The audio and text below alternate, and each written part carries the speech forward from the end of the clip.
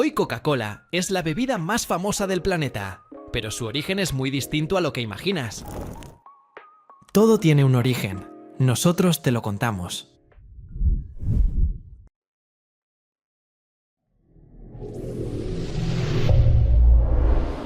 En 1886, John Pemberton, un farmacéutico de Atlanta, preparó un jarabe para calmar dolores y fatiga.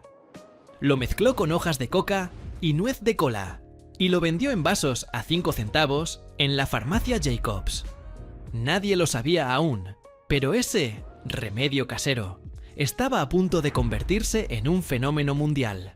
Pero antes de seguir, hagamos un pequeño alto. Imagina por un momento ese Atlanta del siglo XIX.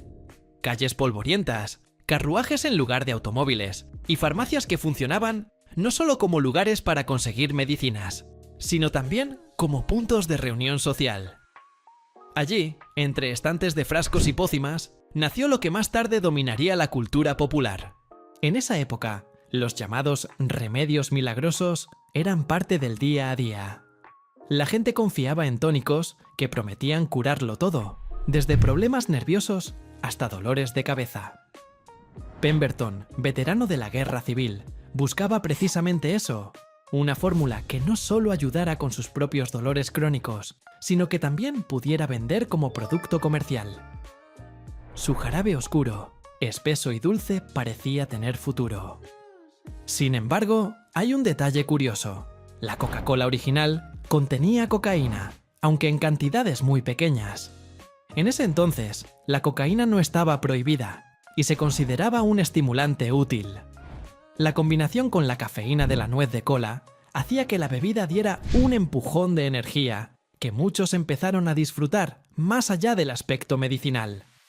Así, poco a poco, ese jarabe comenzó a servirse mezclado con agua carbonatada en las fuentes de soda de la farmacia.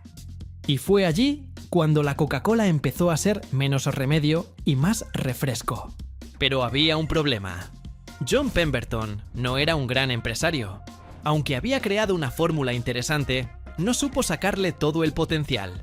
Vendía partes de su negocio a diferentes socios para cubrir deudas. Y finalmente, poco antes de morir, en 1888, ya había cedido la mayor parte de los derechos de su invención. Y aquí es donde aparece Asa Candler. Candler, un hábil hombre de negocios, vio lo que Pemberton no. En 1891, adquirió los derechos completos de la fórmula por apenas $2.300, una suma que hoy parece ridículamente pequeña si pensamos en lo que vendría después. Fue Candler quien tomó la receta y la convirtió en algo mucho más grande, una marca. ¿Cómo lo hizo? Primero, entendió el poder de la publicidad. A finales del siglo XIX, el marketing aún estaba en pañales, pero Candler fue pionero. Regalaba cupones para que la gente probara la bebida gratis, algo innovador en ese momento. Colocó carteles y calendarios con el logotipo de Coca-Cola en todas partes, desde tiendas hasta relojes de pared. Y lo más importante, unificó la identidad visual de la marca, usando el característico logo con tipografía Spencerian, el mismo estilo caligráfico que seguimos viendo hoy en cada botella. Su estrategia funcionó. En pocos años, Coca-Cola pasó de ser un producto local en Atlanta a estar disponible en todo Estados Unidos.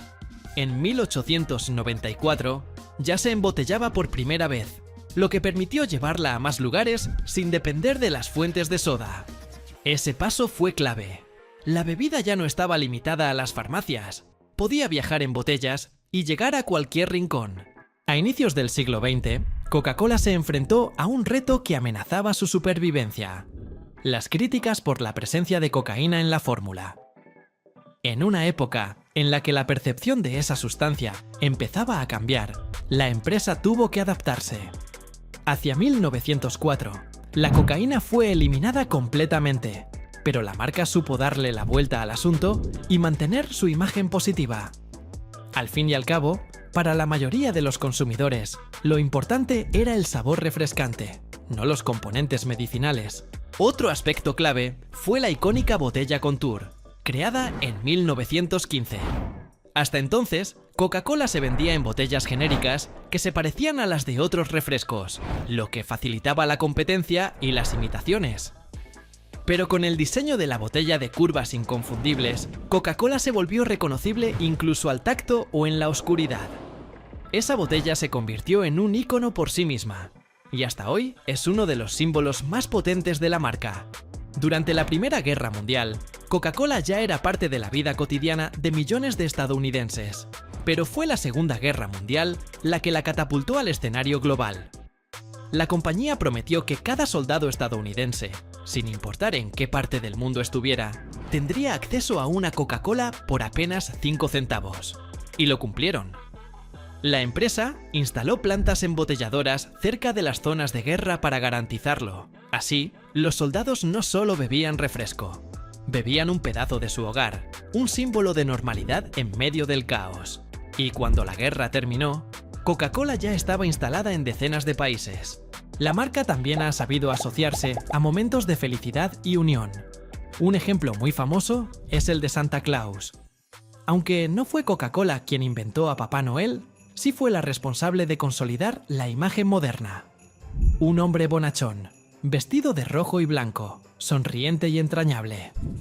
En los años 30, las campañas navideñas de Coca-Cola lo mostraron así, y esa imagen quedó grabada en la cultura popular para siempre. Con los años, Coca-Cola pasó de ser una bebida a convertirse en una experiencia. Sus anuncios rara vez hablan del sabor. Hablan de compartir, de amistad, de familia, de felicidad. La compañía entendió que no vendía solo refrescos, sino emociones ligadas a momentos que la gente quiere recordar. Y esa ha sido la clave de su permanencia. Hoy, Coca-Cola está presente en más de 200 países y se consumen más de 1.900 millones de porciones cada día. Pocos productos en la historia han alcanzado ese nivel de presencia y reconocimiento. Es difícil encontrar a alguien en el mundo que no sepa qué es Coca-Cola, aunque nunca la haya probado. Y si miramos atrás, resulta casi increíble pensar que todo empezó con un jarabe oscuro en una pequeña farmacia de Atlanta. John Pemberton nunca imaginó que su experimento sería la base de una de las marcas más poderosas del planeta. Asa Candler no sabía que estaba construyendo un imperio cultural además de comercial. Y sin embargo, lo hicieron. La historia de Coca-Cola nos enseña que lo extraordinario casi nunca empieza extraordinario. A veces nace en lo pequeño, en lo incierto, en lo que otros pasan por alto. La próxima vez que abras una Coca-Cola, recuerda, no estás bebiendo solo un refresco, estás bebiendo un pedazo de historia. Y quién sabe, tal vez a tu alrededor también exista algo sencillo, casi invisible, que con la mirada adecuada pueda transformarse en algo que deje huella en el mundo.